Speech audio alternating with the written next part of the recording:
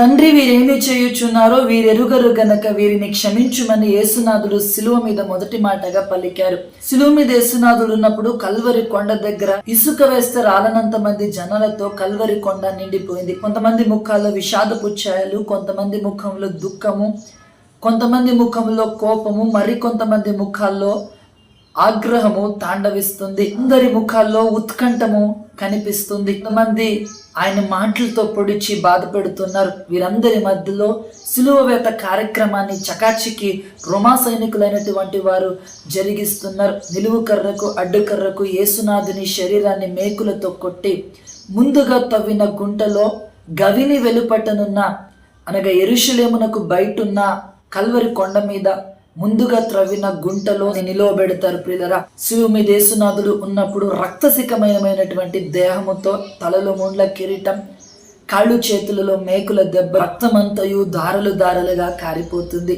ఒక వధుకు తేబడిన గొర్రె వలె యేసునాథుడు అక్కడ కనబడుతూ ఉన్నారు. ప్రియులరా, ఇలాంటి పరిస్థితుల్లో ఉన్నప్పుడు శిలువ మీద అక్కడున్న వారందరినీ ఒక్కసారి చూశారు. అన్నట్టు బాధతో కాదండో, కోపముతో అసలే కాదు, అందరినీ ప్రేమతో ఒక్కసారి చూచి అంటున్నారు, తండ్రి వీరేమి చేయుచున్నారు, వీరెరుగరు గనక వీరిని క్షమించు అని.